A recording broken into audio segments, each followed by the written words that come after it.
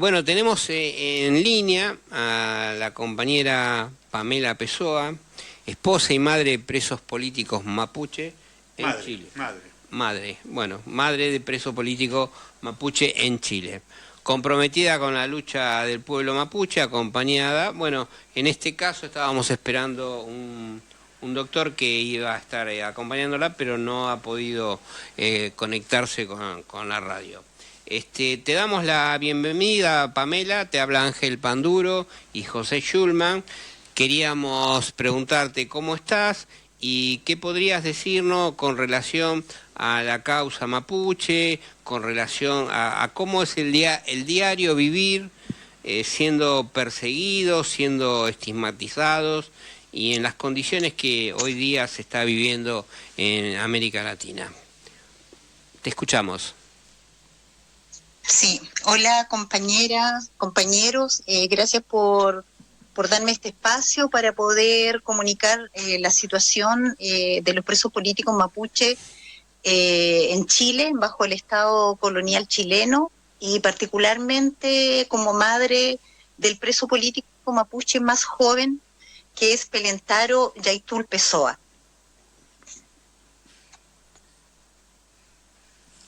Sí. ¿Escuchan? Sí, te escuchamos bien. Ya, perfecto. Bueno, la situación de Pelentaro es mi hijo menor. Él es también hijo del vocero histórico de la CAM, Huerquén, Héctor Yaitul Carrillanca, quien también se encuentra preso en la cárcel de Concepción, una cárcel de alta seguridad, condenado por la Ley de Seguridad Interior del Estado, es decir, por motivaciones políticas. Aunque el Estado chileno y particularmente el gobierno actual, ¿cierto?, que se supone que es de una alianza centroizquierdista, niega la presencia de presos políticos en Chile. Y como ustedes saben, en Chile no solamente existen presos políticos mapuches, sino que también presos políticos chilenos, históricos, como el comandante Ramiro, por ejemplo, que luchó contra la dictadura y que hoy día sus propios compañeros lo tienen en esta condición de prácticamente aislamiento y con una larga condena. Entonces es una situación que hoy día afecta a toda la gente que lucha en contra de este sistema. Y cada vez se han formulado leyes especiales para continuar con esta persecución, en particular la lucha del pueblo mapuche por la recuperación de sus tierras, por la recuperación de su territorio y de su autodeterminación, autonomía y autodeterminación, sobre todo en contra de los grandes proyectos capitalistas en sus territorios, como son las empresas forestales, como son también las hidroeléctricas y las mineras. Todas estas correspondientes a capitales transnacionales, los cuales, cierto, están protegidas por la legislación chilena. En particular, quiero hablar de la situación de mi hijo menor, Pelentaro Yaitul Pessoa, quien ya lleva prácticamente 3 años en prisión preventiva. Todavía no comienza su juicio, el que se ha atrasado en varias ocasiones. Su juicio comenzaría ahora el 24 de noviembre, por lo cual llamamos también a la solidaridad de parte de ustedes, de parte de esta coordinadora. Él junto a sus compañeros fue detenido ya hace, como les digo, más de casi 3 años y se le acusa de una serie de hechos ocurridos a 30 kilómetros del lugar en que ellos fueron detenidos. Pelentaro alcanzó solo a terminar la enseñanza media, recién tiene 21 años, y se encuentra en la cárcel de Temuco, que es un módulo especial, donde existe un módulo especial para comuneros mapuche.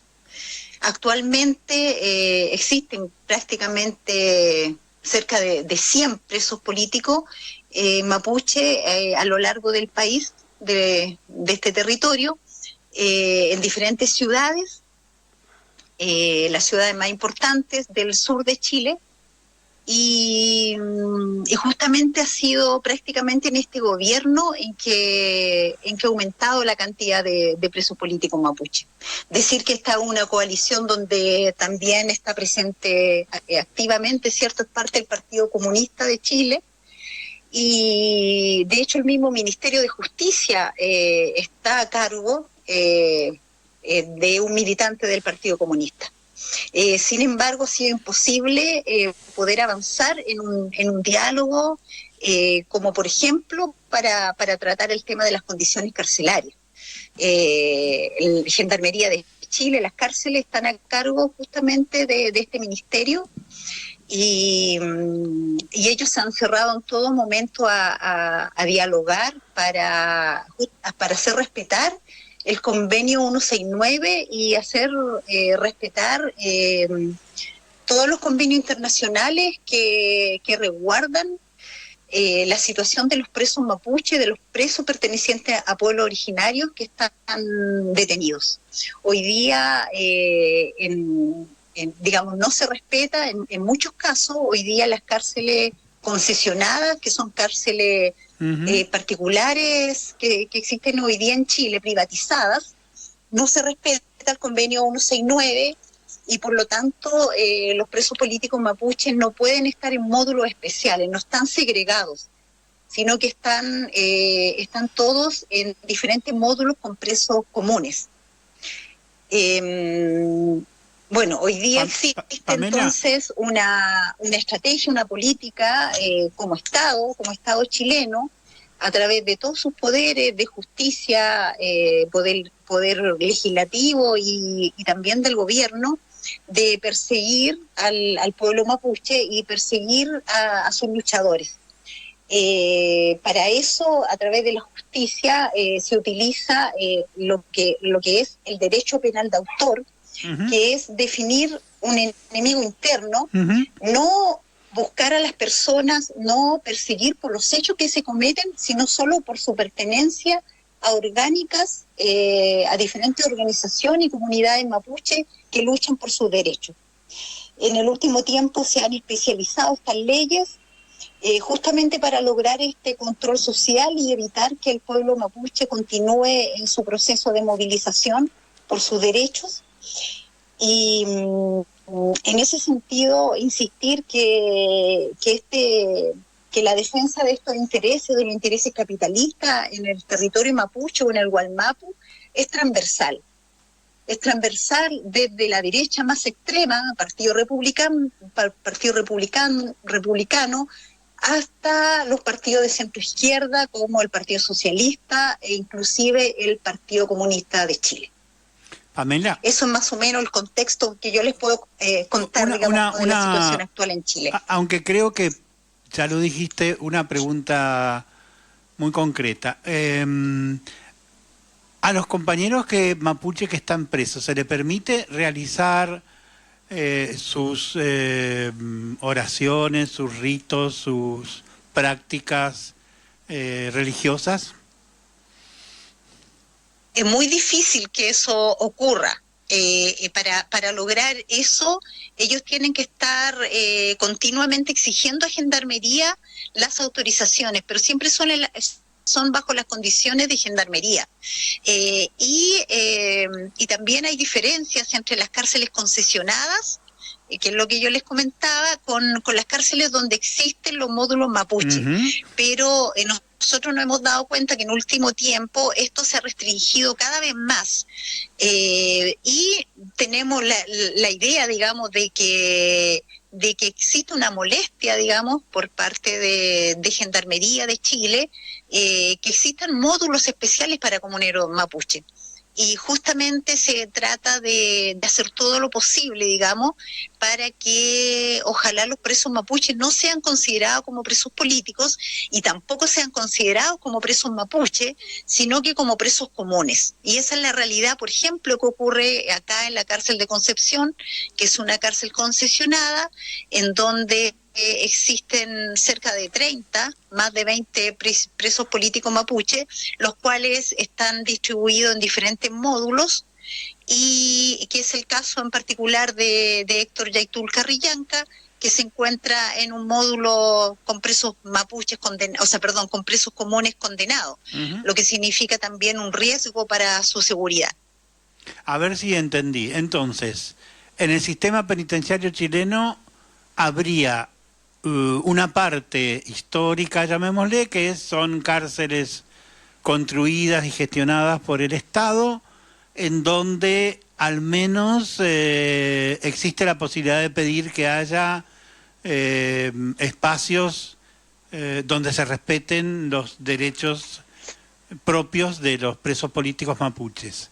Pero crece Exacto. un espacio de cárceles concesionadas, privadas, que metódicamente ignoran la cualidad especial de los presos políticos mapuche, los tratan como comunes y les niegan entonces los derechos que tienen en función de los convenios y los pactos internacionales, ¿correcto? Correcto, sí, correcto. Y cada vez que existe una demanda de parte de los presos políticos respecto de sus derechos, tiene que siempre pasar esto por una huelga de hambre. Son muchas las huelgas de hambre que ya han debido realizar, sí, para lograr pequeñas demandas que se supone están garantizadas ya por los tratados internacionales de derechos humanos. Sí es. La situación, la realidad del pueblo mapuche en el estado de Chile es bastante distinta a la del resto de los pueblos originarios del Cono Sur. A mí me gustaría que me ayudes a repasar un poco. A ver, cuando llegó la conquista española, entró a Chile, conquistó Chile, formó la capitanía de Chile, pero nunca consiguió arrasar con todo el dominio territorial que tenían los pueblos mapuches, y esa realidad se prolongó muchísimo tiempo.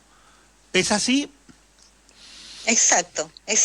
Digamos, existió una larga guerra entre el pueblo mapuche y España primero, que impidió, cierto, que se estableciera aquí la colonia en el territorio mapuche, por lo cual España tuvo que llegar a acuerdos internacionales, tratados internacionales con el pueblo mapuche para definir una frontera.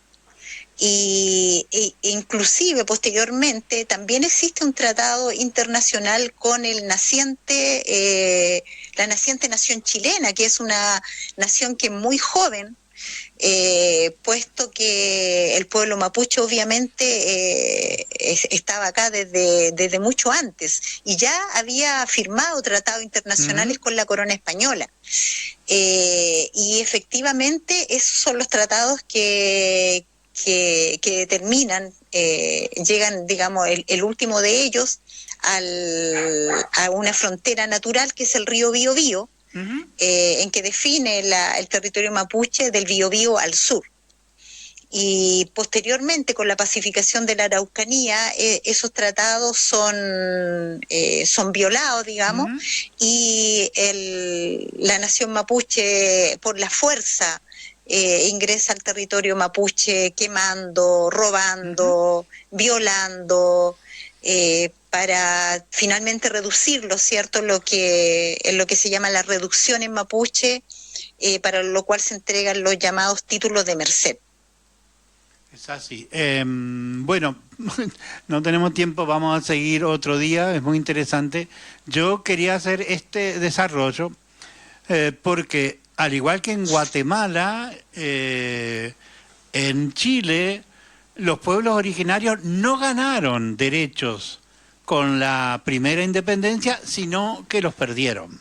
Parece paradójico, parece casi contradictorio, Pero bueno, así fue la historia de los mayas en Guatemala. Y hace poco explicaba que cuando en 1954 un guatemalteco, Jacobo Arbenz, propuso terminar con la sumisión de los mayas a los blancos, en realidad allá a los blancos le dicen ladinos, bueno, fue objeto del primer golpe de Estado de la CIA, ¿no? Un golpe prototípico que después se repitió en todo el continente. Y también creo que la izquierda chilena en algunos momentos entendió esta condición histórica. Incluso después te voy a mandar que en 1937 en la Argentina, la Liga Argentina por los Derechos del Hombre, se llamaba en ese momento, organizó un congreso antirracista por los derechos de los pueblos, y vino un científico chileno, cuyo nombre es bastante conocido. El Centro de Estudios del Partido Comunista llevaba su nombre hasta hace poco, y presenta una tesis en defensa de los derechos del pueblo mapuche del Estado chileno. Es decir, estamos hablando de 80 años atrás, ya había una parte de la izquierda que intentaba hacerse cargo de la historia, de los problemas, pero bueno, como en tantos otros temas, la historia no solo va para adelante, sino va para atrás. Pero bueno, claro, eso también se puede leer por la contraria, ¿no? No siempre serán malos tiempos, sino, bueno, en Bolivia hay una creciente rebelión indígena por los derechos de los pueblos y por su derecho a elegir a Evo. Y bueno, estamos siempre al lado de los pueblos originarios de este lado y del otro lado de la cordillera. Ha sido muy, muy útil. Le mandamos un abrazo enorme a tu hijo y a todos los presos políticos mapuche. Ojalá que estemos en condiciones y en noviembre podamos estar con ustedes. Te dejo con Ángel y te mando un abrazo enorme. Pamela, te agradezco mucho la entrevista y vamos a quedar en comunicación para ver si podemos organizar junto con José, con el doctor que no hemos podido tener en este momento, el abogado Alberto Espinosa, o quien vos tengas en contacto como para poder hacer una nota aún un poco más completa desde el lado... Sí, desde el punto de vista jurídico. Así que muchas gracias y bueno, vamos a estar en contacto.